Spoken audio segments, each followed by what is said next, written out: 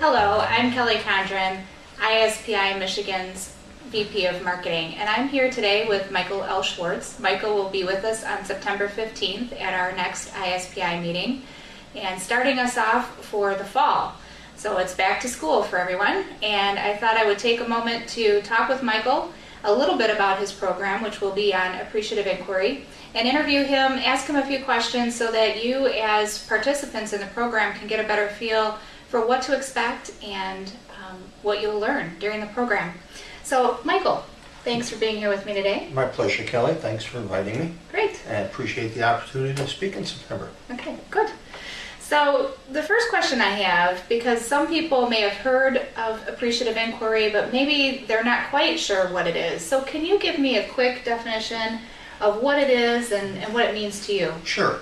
Well, first, I'm going to refer to it probably as AI because it's a lot easier, not to be confused with artificial intelligence. It is Appreciative Inquiry, and I guess the best way to look at it is that AI looks for the best in people and organizations. When you do an Appreciative Inquiry, you look for what the company or what the people do best, what the strengths are, and you build upon those strengths. Mm-hmm. By doing that, you make any real or perceived weaknesses or shortcomings irrelevant. You know, they don't necessarily go away, but they become irrelevant. So do you think that AI is underutilized? Oh, that's an interesting question, and it's not a simple yes or no answer. Mm-hmm. From my experience, a lot of people either haven't heard about AI, or if they have, they don't really understand what it is, even though they might think they do. Mm-hmm. So I know people who have looked at it on some kind of touchy-feely group sitting around a campfire holding hands singing Kumbaya. And you may want to do that after it's done, but that isn't what it is. And I also know people, for better or for worse, that still believe in that everything comes from the top down. That the management just issues a directive and everybody goes along in march step. You know, kind of like, you know, the George Orwell 1984 novel and the many movies. But that's not what it is.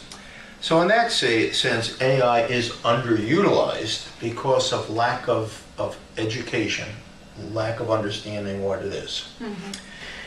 And then the last thing is, you know, if you can just give us a small snapshot of what people can expect on the 15th, what kinds of things you'll be sharing, and what they'll be able to take away. Okay.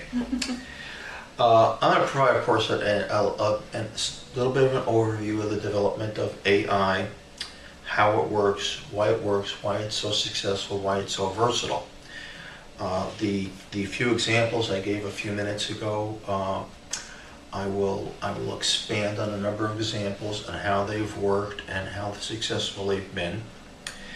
And I'll discuss the process is called a 4D. Okay? And it's a somewhat structured process, and the D's stand for discovery, dream, design, and destiny.